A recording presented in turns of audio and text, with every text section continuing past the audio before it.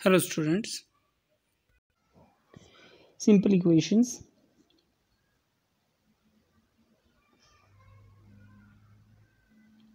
सरल समीकरण अध्याय 4।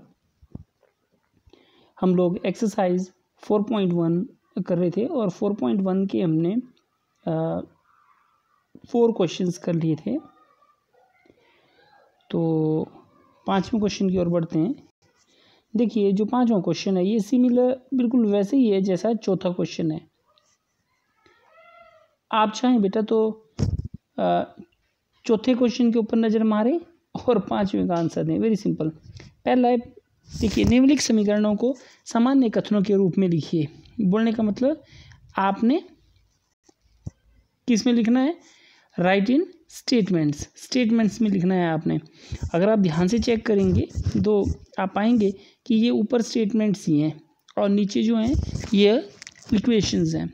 तो पहला वाला जैसे p + 4 = 15, the sum of number p, इसमें ये लिखना बेटा आपने द सम ऑफ नंबर, देखो इस वाले स्टेटमेंट को पकड़ता हूँ, the sum of number p, ठीक, एंड 4 = 15, ये लाइन होगी। पहले देखो the sum of number p and 4 = 15। दूसरा क्वेश्चन भी सेम ही है, m - 7 = 3, तो आप लिखेंगे 7 सब्ट्रैक्टेड फ्रॉम y की जगह m = 3, ठीक। सो ये लाइंस पकड़नी बेटा आपने। नेक्स्ट है, वैसे ये पूरा वैसे देखो इसी तरह से चला हुआ, इसी सीक्वेंस में है। जो नेक्स्ट है 2m = 7, तो आप लिखेंगे 2 टाइम्स m = 7। अगला है नंबर b / 5, तो यहाँ है नंबर m / 5 गिव्स 6। अगला है 3/5 ऑफ m = 6, देखो पूरे क्वेश्चंस की तरह है, 3/5 ऑफ m = 6। अगला है 3 टाइम्स p + 4 गेट्स यू 25, ठीक है। नेक्स्ट है 2 सब्ट्रैक्टेड फ्रॉम, ऐसे करेंगे, इसको उल्टा करना पड़ेगा, 2 subtracted from 4 times of p gives you 18, ठीक है। हाफ ऑफ p + 2 = 8, तो ये स्टेटमेंट आपने लिखनी है हिंदी में। p में 4 जमा करने पर 15 प्राप्त होता है, m से 7 घटाने पर 3 मिलता है, ठीक है। m का दुगना 7 है, m का 1/5 3 है, 3/5 m का 6 देता है। p के तिगुने में 4 जोड़ने पर 25 प्राप्त होता है, ठीक है। p के चौगुने से 2 घटाने पर 18 मिलता है, p के आधे में 2 जोड़ने पर 8 प्राप्त होता है। सो नेक्स्ट क्वेश्चन, ये स्टेटमेंट ही है, सिंपल सी स्टेटमेंट्स हैं और आपने जो है वो जैसे इसमें लिखा है वैसा setup an equation in the following cases. आपने इक्वेशंस बनानी है, स्टेटमेंट दी हुई हैं, but are the statements. Irfan says that, देखिए पहला, Irfan says that he has 7 marbles more than 5 times the marbles of Parmit has. Irfan has 37 marbles. अब देखिए मान लेते हैं ये है परमित, ठीक है। इरफान बोलता है कि परमित के पास जितने मार्बल है ना उसके 7 गुणे मार्बल है मेरे पास भी। सॉरी, एक मिनट, ये बोलता है, इरफान बोलता है कि 5 टाइम्स मार्बल ऑफ परमित है ना, जो परमित के मार्बल हैं उसका 5 टाइम्स से 7 ज़्यादा है मेरे पास मार्बल, और कुल इसके पास कितने हैं? 37, ठीक है। तो क्या स्टेटमेंट बन जाएगी? 5 टाइम्स परमिट्स मार्बल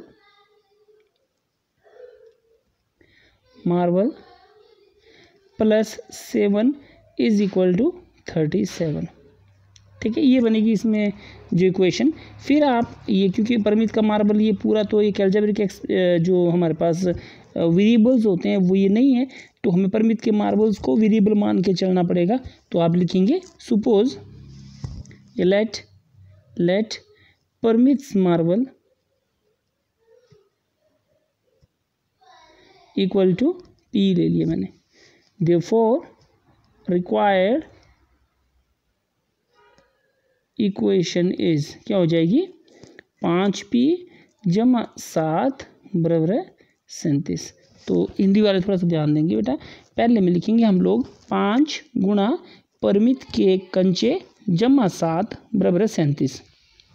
फिर बोलेंगे आप मान लो परिमित के कंचे बराबर है p।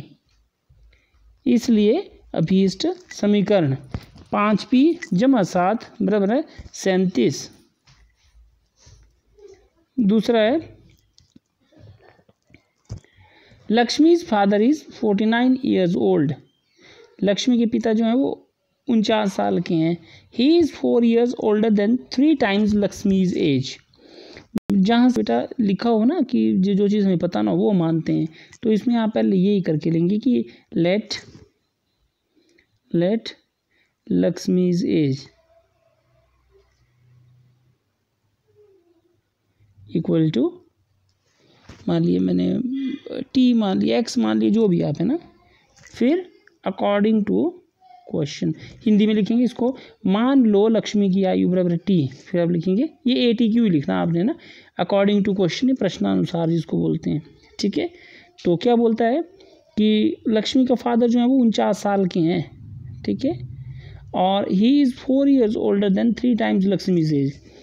लक्ष्मी की जो एज है, लक्ष्मीज एज, इसकी अगर हम तिगुना करें और इसमें 4 जोड़ें तो हमें क्या मिलेगा 49। ठीक है, तो 3 ब्रैकेट शुरू लक्ष्मी की आयु जमा 4 बराबर है 49। नेक्स्ट स्टेप पे आप जो लक्ष्मी की एज आपने यहाँ लिखी हुई है, यहाँ क्या भरेंगे आप t। So equation will be 3t + 4 equal to 49। ठीक है, सो इस तरह से इक्वेशन बन जाएगी। नेक्स्ट है a teacher tells the class that the highest marks obtained by student in a class is twice the lowest marks plus 7।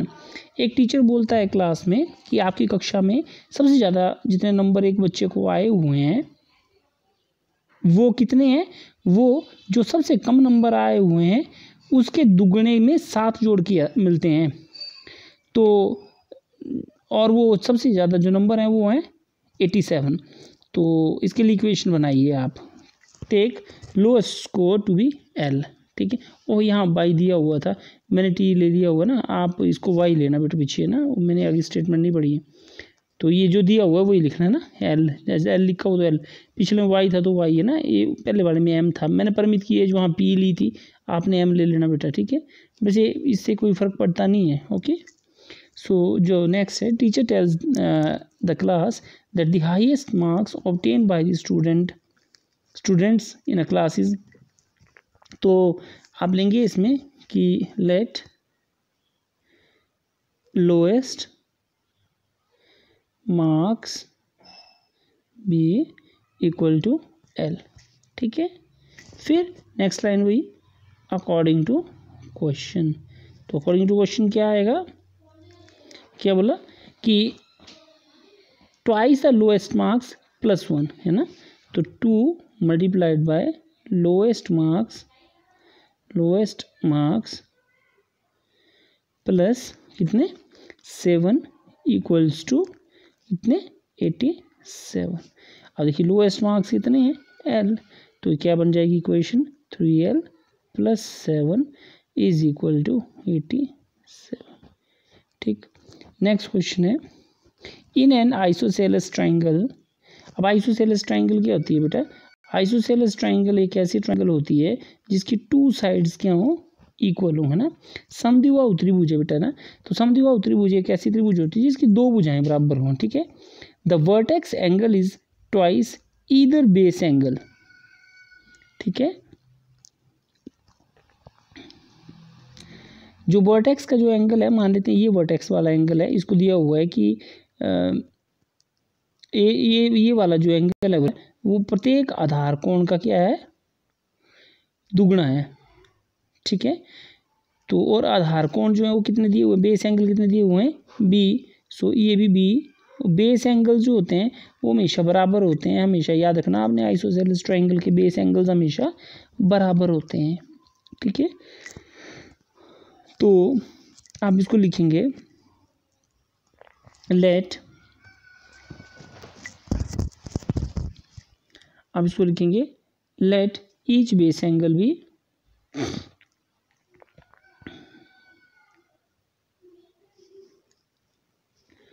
लिखेंगे late each, ये ट्राइंगल बना लेनी पहले बेटा, पहले ट्राइंगल, ये बी है, ए बी सी, और बोला है कि जो वर्टेक्स एंगल है वो 2b है। ठीक है, twice of the base angle है लिखा है इसमें ना। सो आप लेंगे let each base angle is equal to b।